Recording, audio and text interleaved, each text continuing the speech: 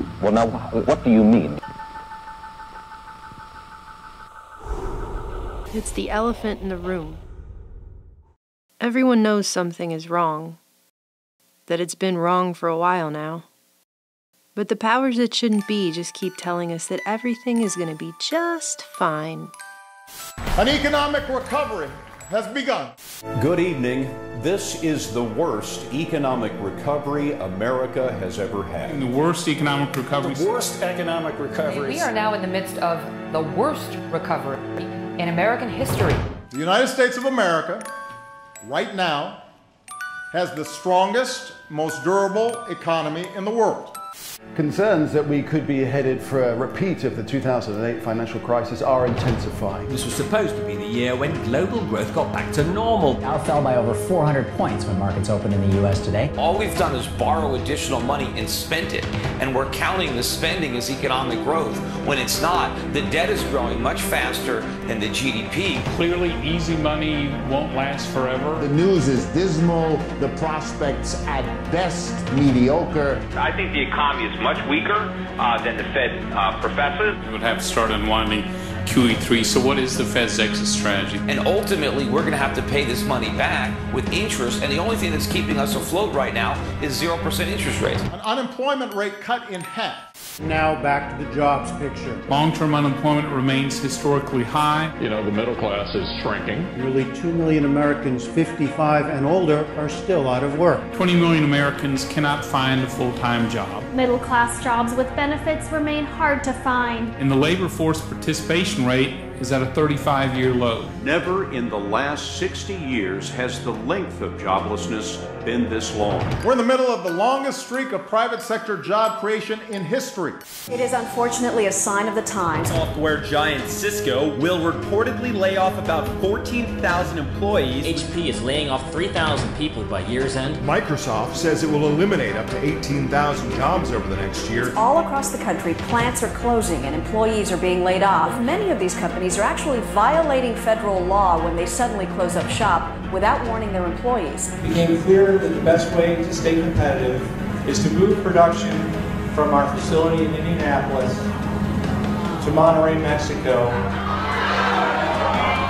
America's possibilities are limitless. The percentage of people who own homes is at a nearly 5-decade low. For the first time on record, home foreclosures surged past 100,000 in a single month. This garage sale is a last-ditch effort to pay their rent. But does the president think lower home ownership rates is in general a good thing? I just can't give you a specific analysis of the numbers because I haven't seen them. The number of people on food stamps is at a record level. Millions more, from recent college graduates to workers in their prime earning years, have simply given up looking for work. The job market is tough, and it's especially tough for college graduates. A huge number of them are actually working at jobs that don't even require a college degree. Nearly 70% of grown children under 30 live with their parents. This is the best educated generation in history. Carolyn Gear was on the dean's list, had 2 internships, a part-time job, and a long list of extracurriculars. When she graduated in May, There's not much out there. How many resumes did you send out? And every succeeding generation has made more than the one before until now. Definitely sent over 100. I would say like 150 resumes out. But they're going to have to live with the burden of Social Security and Medicare. They're going to pay for my Social Security and Medicare, and then they're going to not have the money to pay for their own.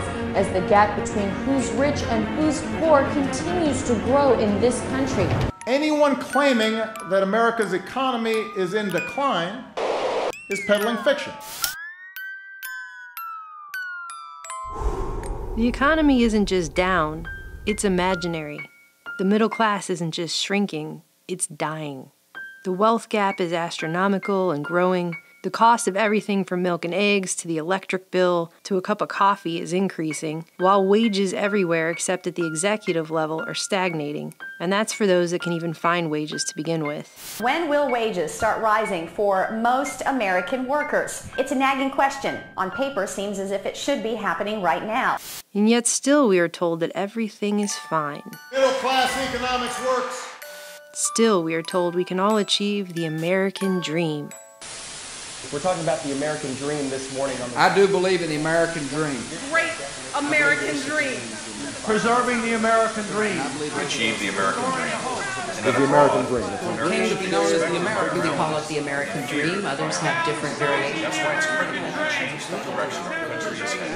From the time we're very little, we're all told about how everyone can pull themselves up by their bootstraps and achieve the American dream. A term weaponized by propaganda master Edward Bernays back during World War II in order to sell us shit that fewer and fewer people can even begin to afford today. And Edward Bernays was really pivotal. He's basically the guy that's totally responsible for making society go down the toilet. Because the 1950s version of the American dream that was hatched was installed in our society using Edward Bernays' manufactured consent tactics. He took the focus off what you need and took the focus and made it on what you desire. Well, how do you like it? There's only one word for it. What we know today is modern day consumerism. Terrific. Large-scale production requires a vast number of consumers. Cities provide a concentrated market that makes our economic system possible.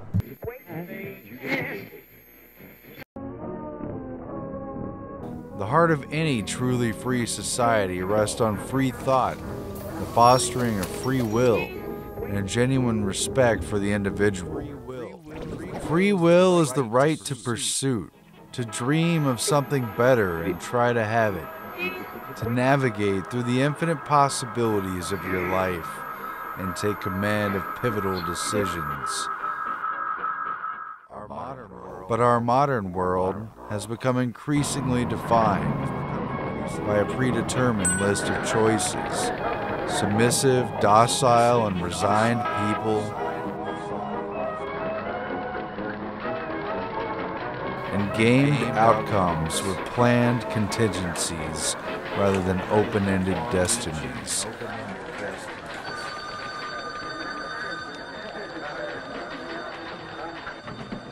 Coke or Pepsi, Target or Walmart, CNN or Fox, Republican or Democrat, Mac or PC.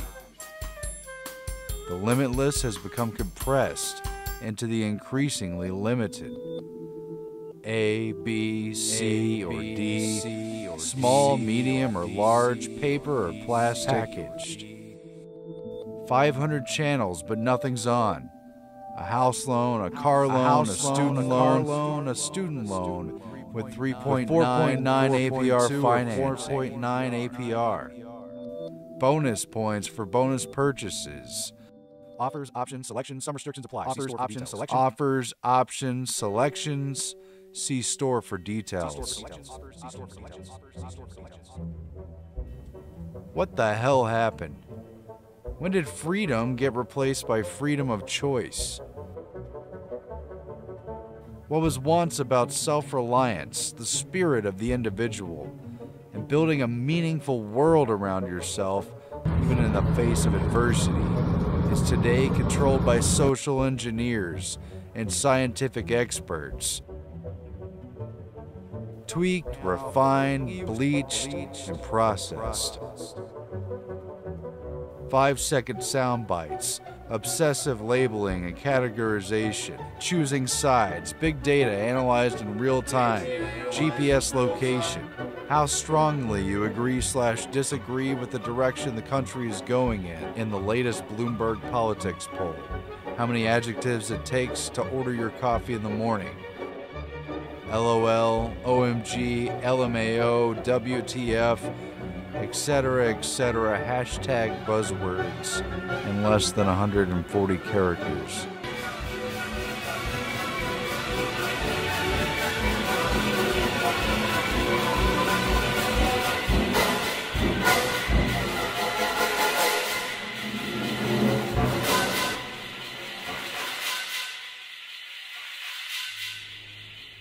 Have you ever worried you might lose your job to a robot?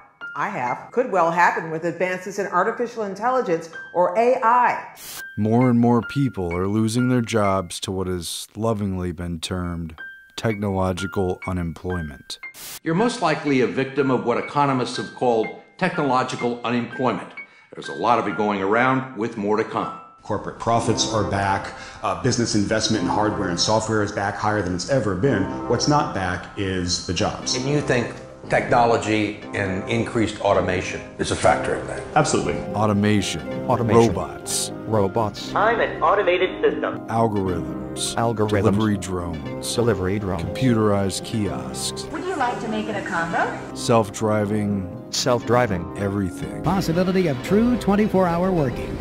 We're creating machines to do everything for us. We're making them that important we can never turn them off. We can't turn off the internet, we can't turn off our smartphones. How do we live our lives? We shouldn't underestimate the potential of artificial intelligence. It's created a robot that will make burgers without human help. The device isn't meant to make employees more efficient, it's meant to completely remove the need for them altogether. El Camino Hospital in California's Silicon Valley has a fleet of robots called tugs that ferry meals to patients, medicines to doctors and nurses, blood samples to the lab, and dirty linen to the laundry. They're heavily automated warehouses where there are either very few or no people around. But is it going to jack up the unemployment rate? I don't know. Let's ask. Welcome. Please scan your first item. But they don't need that many people to work in these incredibly large and influential companies. To make that concrete, Apple, Amazon, Facebook, and Google are now all public companies. Combined, they have something close to $1 trillion in market capitalization.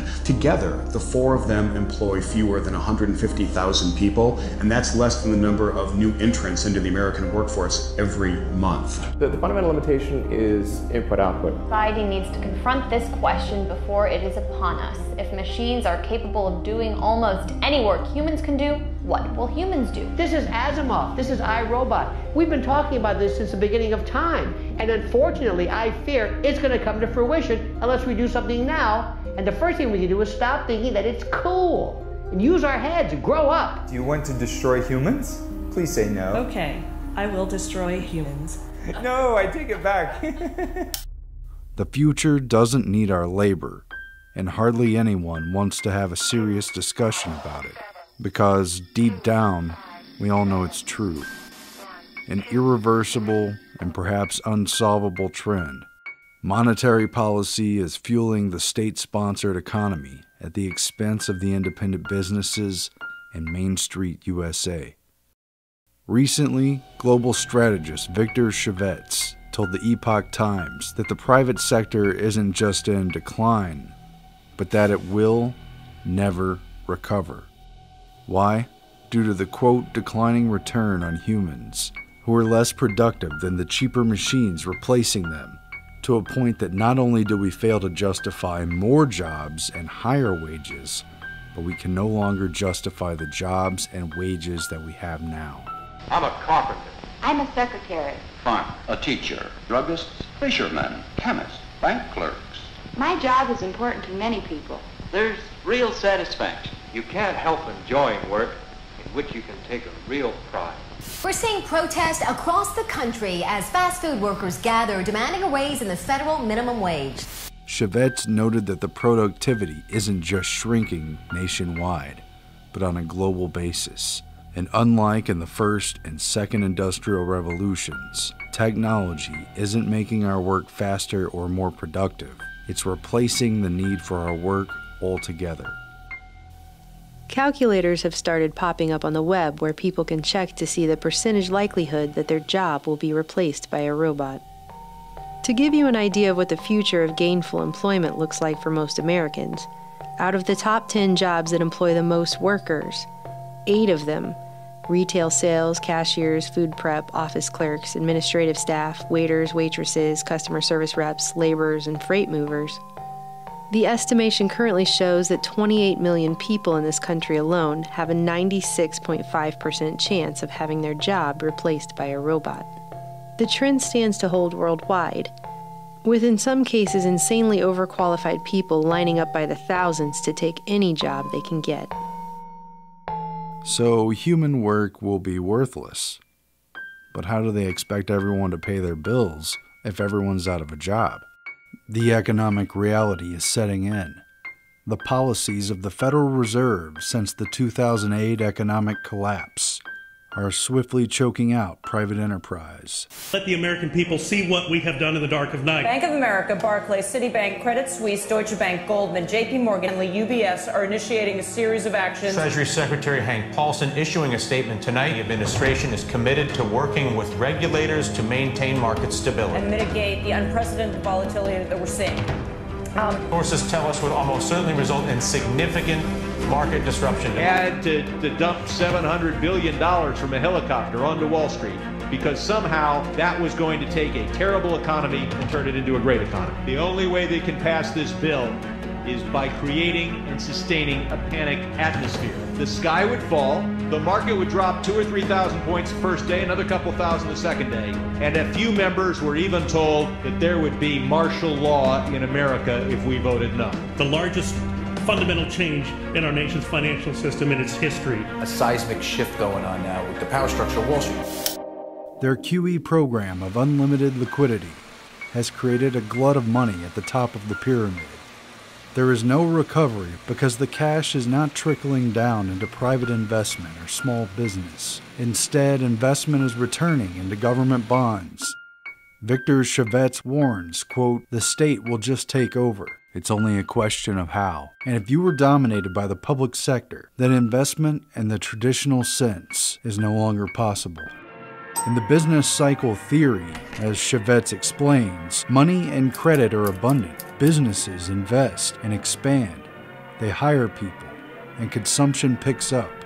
Profits can then return, and the economy at large can improve. But if the private sector never recovers, then investors will have nowhere else to turn but the state, and the entire vine withers. Only central bank intervention or government stimulus programs are important. Let me make it clear that the bank will take care of our needs. Now, the question is, do we all work for central bankers? That's what I want to address to our guest tonight. But aren't we all just living and dying for what the central banks do? We are absolutely slaves to central banks. In this day and age, it's easier to start a new war than to forgive debt, thanks to the banks sitting at the top of the pyramid. The intervention of the Fed has created a system poised for collapse, and that reality can only be put off for so long. Regardless, the decline and drying up of the economy is leaving people little alternative. Market signals are drawing people ever closer to the state. The outcomes of the next 10 to 15 years could be quite dramatic, he said. During that time, the economy will shift more and more to being based around the enterprise of the state and taking care of the entire population, which often sounds good on the way in the door, but tends to produce the worst traits of corruption, mismanagement, and inefficiency. From there, we already know the end result. Right to the boring man, all the humanity. This is a generation being conditioned to accept life under the care of government.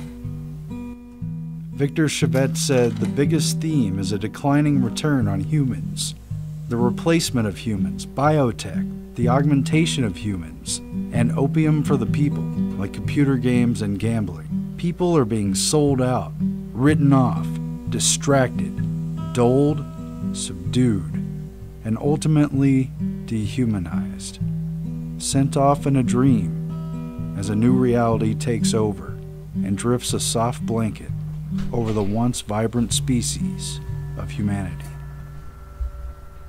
No one's going to have a job in the world, and it's just going to be the Davos elite, and we're just going to have a good time, and everyone else is going to be rioting or some stereotype like that. It's completely false. The correct answer is that everyone gets smarter because of this technology, and you solve the problem of inequality, which is a significant one, through progressive tax policies and so forth. Again, this is not news. This technological train wreck is something the elites have been discussing for decades. A speech by Norbert Wiener, the guy who invented cybernetics and basically brought machinery and robotics and automation. Way back in 1950, he was at a meeting with a bunch of top managers. He's given a speech about how easy it is to replace human action, to program what people do, and to use the computers and the machinery to do it for them. He says this elimination obviously could lead to great unemployment. I'm not only talking of overall labor, I'm talking about white-collar labor too, and really cutting into the economic backbone of ordinary people.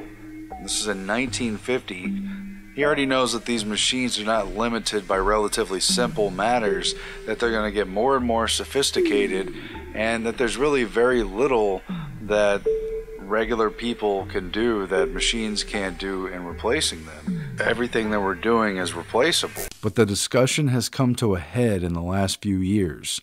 This video is about what the elites running the system are talking about doing with us. Just in the last year or two, the Bilderberg Group, the Elite World Economic Forum at Davos, the George Soros Open Society Institute, among others, have been sitting at round tables behind the scenes discussing their plan for the future of the proles. And the solution they're throwing around? Universal basic income. One giant government dole that we would all have to rely upon to take care of us. According to leaked documents from Soros's October 2015 Open Society U.S. Programs Board meeting, a session was held on whether or not Soros's foundation should seriously pursue the idea of universal basic income. The program notes that it was something other USP board members had already been discussing and refers to a future of work inquiry. The discussion centered around paying each American U.S. citizen over the age of 21 and not in prison a flat income of $10,000 a year. They point out that this solution would do nothing to address the wealth gap or income inequality, but it would at least improve outcomes for individuals who might otherwise be building shanty houses on the edge of town and under highway overpasses. Davos discussed it as well in a session titled A World Without Work. The old jobs are being automated. There's no question about that. Machines will eventually get better than humans at many of these things. That doesn't mean we won't have meaningful activities. Probably what will change is our definition of what earns you an income, what earns you a living. We did detach our work and income? That could be a possibility, yeah.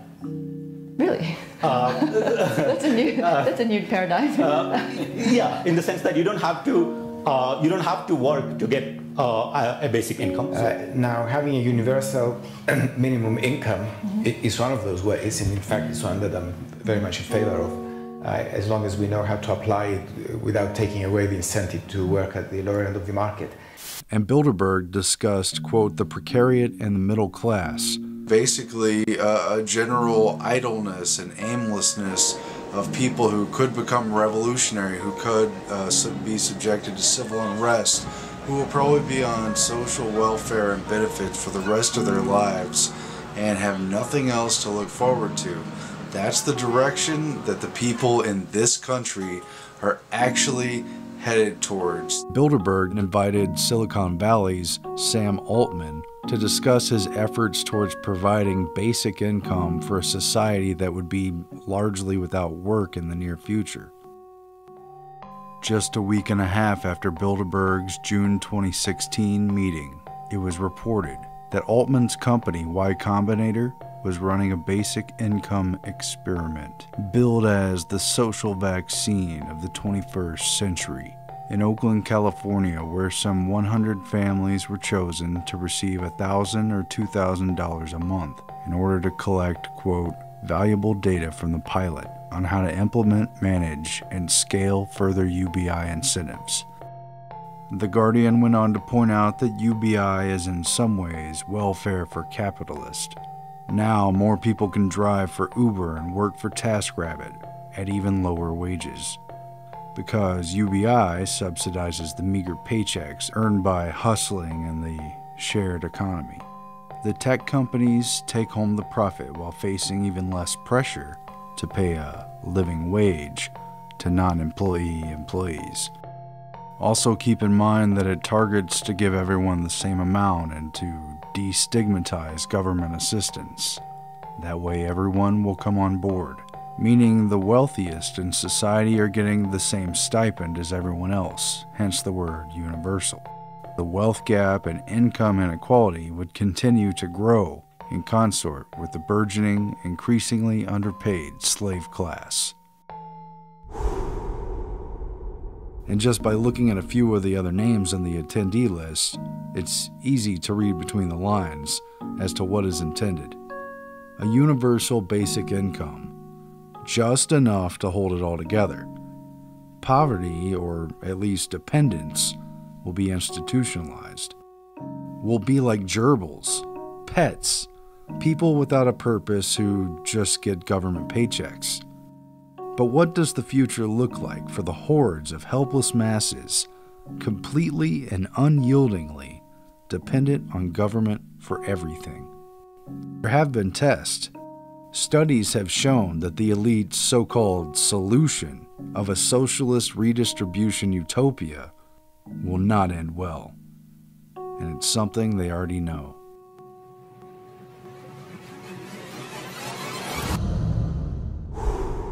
Many researchers believe that the human race has reached a crucial point in the exploit phase, a point where important decisions must be made. Back in 1972, the Rockefeller Foundation funded a study that's become known as the Mouse Utopia experiment. Something like it was discussed in the film The Matrix when Agent Smith is interrogating Morpheus. It's a little-known fact that the first Matrix was programmed to be an ideal habitat for humans, all needs provided for, but it failed miserably. Your species rejected the code because you're hardwired for pain and suffering. Entire crops of humans died, and we were forced to reconfigure the system. Behaviorist John B. Calhoun built a mouse paradise with limitless food, where the mice would have everything that they would need. Utopian conditions of nutrition, comfort, and housing were provided for a potential population of over 3,000 mice. In just 2 years, 8 mice turned into 2,200 before they succumbed to a mouse apocalypse. The use of resources became unequal. Although each living unit was identical in structure and opportunities, more food and water was consumed in some areas. What Calhoun found was, once the population increased to a certain threshold, even though they technically had everything they needed, those who lived in the highly populated areas would become randomly aggressive, violent, and withdrawn. Violence became prevalent. Females rarely carried babies to term, and when they did, they hardly cared for them. The larger the population, the less care a mother gives to her nest and young. The younger generations would not even attempt to reproduce, but spent all of their time eating and grooming themselves, and ultimately they grew quite dumb. Other young mice growing into adulthood exhibited an even different type of behavior. Dr. Calhoun called these individuals the beautiful ones. Their time was devoted solely to grooming, eating, and sleeping. They never involved themselves with others, engaged in sex, nor would they fight. All appeared as a beautiful exhibit of the species, with keen, alert eyes and a healthy, well-kept body. These mice, however, could not cope with unusual stimuli. Though they looked inquisitive, they were, in fact, very stupid. The study was repeated with rats hooked up to electromagnetic sensors in a multi-level high-rise-like structure, with similar results. Though they technically had everything they needed, they lacked purpose. Calhoun said himself that he saw the fate of his mouse population as a metaphor for the potential fate of man. One human experiment of the same vein was Pruitt-Igoe, an urban housing project consisting of 33 11-story apartment buildings on St. Louis's lower north side. These developments are run by the St. Louis Housing Authority. This is a far cry from the crowded, collapsing tenements that many of these people have known. Here in bright new buildings with spacious grounds, they can live with indoor plumbing, electric lights, fresh plastered walls, and the rest of the conveniences that are expected in the 20th century. First occupied in 1954, the same year as Calhoun began his mouse studies at NIMH, Pruitt-Igoe was supposed to be a shining solution to overcrowding and to replace the dilapidated mess of poor and working-class slums that had taken over most of St. Louis, when half the industrial base moved away after the war. But there were strings attached. All kinds of regulations and restrictions were put on the Pruitt-Igoe residents. The father of the household was not allowed to live with his own family, and they sent welfare workers around to make sure the men weren't in the apartments. The people were put under total control, and became hopelessly dependent. In just 2 years, the urban planning social experiment began to fall apart. Tried for 3 days to get city and housing authority officials to help remedy the plight. The disaster that fell on Pruitt-Igoe and water lines in several of the Pruitt-Igoe apartment buildings broke, and a sewer line is broken. Maintenance crews to board up an estimated 10,000 broken windows. All raw sewage bubbles out of the ground like a malevolent spring. Breakdown of services. Clean up the mess. And no one ever showed. You need, first of all, to have this area declared as a disaster area and an emergency area. We're not no dogs, cats, or rats that you can just take us and just put us just anywhere. We want some decent place where we can live. The sense that the housing project was also an experimental laboratory was literally in the air. It came out decades later that during the 1950s and 60s, Pruitt-Igoe was even the subject of top-secret chemical warfare tests conducted by the U.S. military, who sprayed a zinc-cadmium sulfide aerosol containing radioactive material over the low-income housing area to assess its effects. The Department of Defense has assigned primary responsibility to the Chemical Corps, U.S. Army, for basic research in biological and chemical agents. Reports of links to cancer have surfaced, but have never been causally linked. Of course, the Army insisted it was harmless. Just like in the Mouse Utopia experiment, violent gangs took over. Within a few years, the place had been ripped apart by its unimproved tenants. Old and middle-aged people were scared to live there, and the young were in the corridors with flick knives.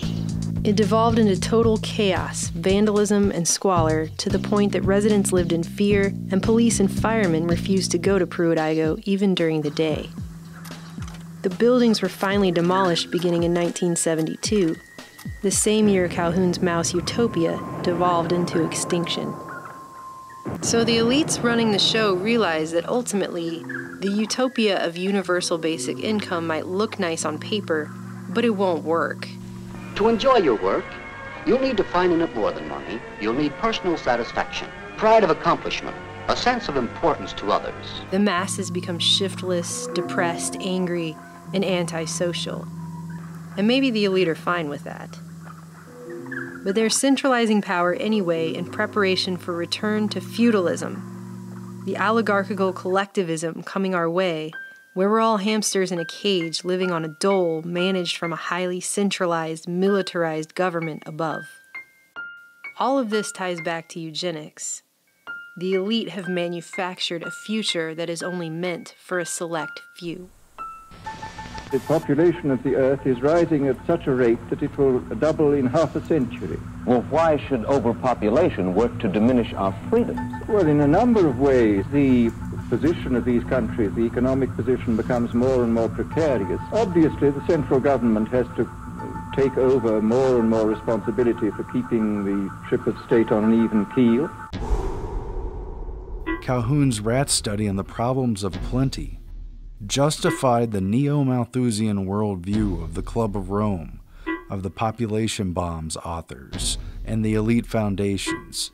Ironically, however, the very innovations that are making possible dramatic improvements in human well-being are also creating new problems. The present world population of slightly over 3 billion will, at the current rate of increase, be more than 6 billion by the year 2000. Exceed 8 billion by the year 2020. As our cities grow, our problems grow. This growth has begun to have appalling consequences. However, the result of these positive measures is a world population that has risen during the same short period of time geometrically, and herein lies the dilemma that we all face.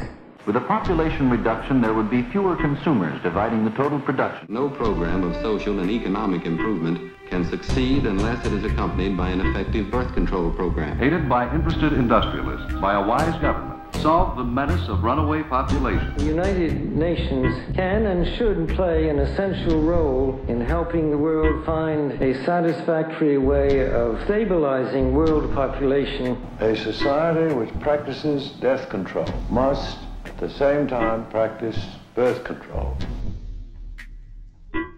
Unless population control can stem the tide, humanity would soon look like scenes from Soylent Green, with violent masses waiting for rations of food in a system that is completely overwhelmed.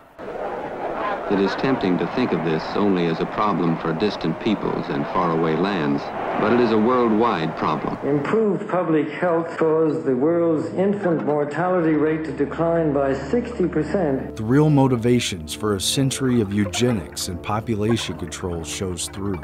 As individuals, we can only applaud. However, the result of these positive measures is a world population that has risen geometrically. The world's average life expectancy has increased. We are told that the world is overpopulated. 12 billion by the year 2040, 24 billion by 2080. That the Earth has a carrying capacity. And so on. We are told that the buildup of carbon dioxide and the result of human activity is destroying the planet and that the population must be reduced by any means necessary. Family planning is not only a personal matter, but a national concern. Parents should have only 2 children. Propaganda work is necessary. Messages are broadcast over radio and the ever-present loudspeaker. The advantage of having small families and limiting population growth are explained. One of the most important aspects of family planning campaign is providing jobs for women. The factory's barefoot doctors keep track of the women's menstrual cycles and deliver birth control pills at the proper time. But all that is just an excuse for one larger, harsher reality. The Earth itself has more than enough to provide for the swelling numbers of humans. They understand employment has a connection, that family planning is connected with employment. But the man-made economy no longer has a need for so many people. The value of human labor is dropping to near zero. People, at least in mass, no longer have a purpose in this society. And without a purpose, humans become a liability. Useless eaters who have to be taken care of and kept in check. This harsh but sobering reality has driven hysterical cries for birth control and family planning, for one-child policies and forced sterilization, for carbon taxes and mandatory environmental policies. We needed new homes, lots of them, and fast. In the framework of 21st century control, through the UN Agenda 21 plan. There are many good things about living in this new world, but because so many families needed homes so fast, our metropolitan areas have spread without plan. And other measures to heavily restrict human activity and consumption, and ultimately reduce the footprint with the swiftly declining population.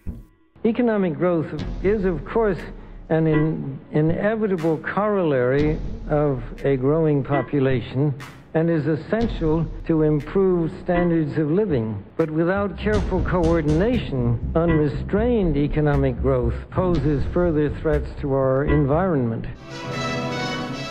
Fighting again breaks out in the Republic aviation strike. We're talking about a policy of reducing human numbers, of exterminating an entire class of workers who've outlived their purpose. For those in control, even in times of abundance, humans can only be trusted to be self-destructive and unproductive. In times of shortage, humans pose a threat of total instability and would collapse terribly of its own weight within days and weeks. With no jobs worth doing, the elite would greatly prefer for far less people to be around. How do people gain wealth and self-respect and a feeling of a position in society when the traditional notion of a job may be vanishing? The prospects for a decent life on our planet will be threatened. This isn't like the first or second industrial revolution where new tools are helping us work. New tools are completely replacing our work. Large swaths of the population will have no ability to put food on the table or a roof over their families' heads. At this rate, rebellion is inevitable, and the system knows it.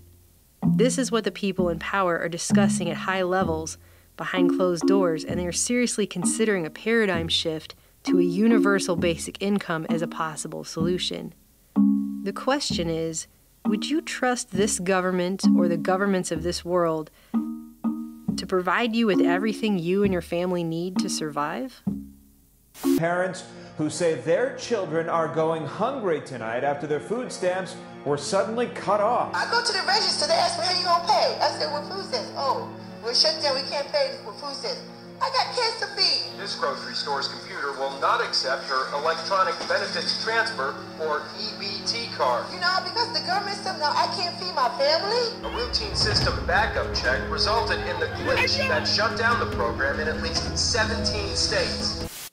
Hey, maybe they're hoping virtual reality will fill the entertainment gap enough to keep everyone under control. Well, back there you said something about a man drawing benefits even after he keeps on working. Yes, you don't have to quit working entirely. You can earn quite a good deal and still collect some benefits. When business falls off, I'm going to be applying for benefits. Yes, you can. Many of us have realized by now that something is going to have to change. Something's got to give. Things cannot continue the way that they are, as if a technological revolution just never happened. Colleges can't keep charging exorbitant rates to broke students, churning out class after class of educated 20-somethings, saddled with astronomical loan debt but unable to find jobs to pay those loans back. People who, because they can't land jobs that no longer exist, aren't buying homes or cars or starting families. As this downward spiral continues, it will be harder simply to gain stability, security, and one's own independence. Something the system is clearly breeding out of the younger generations now. What used to be 3 or 4 children on average in the Western world has now become 1 or 2, and now many couples choose not to have children at all. Single people in their 20s and 30s are not even considering having children in many cases. There's all kinds of alternative lifestyles, but what does it mean for society as a whole? Well, the entire gravitas moves away from a family-oriented society. Everything else falls under more of a socialism net, being centrally managed by a very powerful government. We're moving towards socialized medicine, federalized police, and one giant welfare state.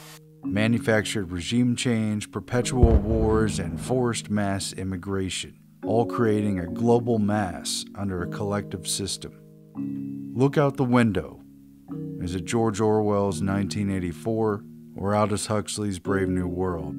Do you see a system controlled by a ruthless, militarized police state? Most don't, because they never leave their front door. Regardless, we're being continually tracked and traced. Our data is harvested, where privacy and independence no longer exist. They'll just send you a check, and you'll learn to love your servitude. Out your window, through a prism darkly.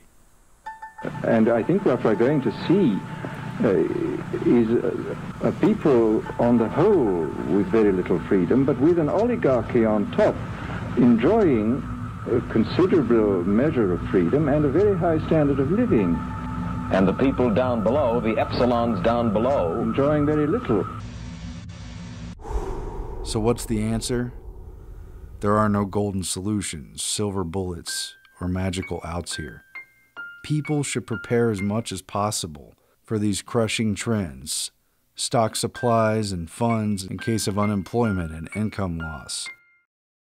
Becoming self-sufficient can not only help you survive during tough times, but can create a sense of purpose where society offers none. Breaking free from a system that seeks to return us to feudalism won't be easy. It may be the most important struggle mankind has faced yet. Quite seriously, is freedom necessary? As far as I'm concerned, it is, yes. Is it necessary for a productive society? Yes, I should say it is. I mean, I think you could produce plenty of goods without much freedom, but I think the whole sort of creative life of man is ultimately impossible without a considerable measure of individual freedom.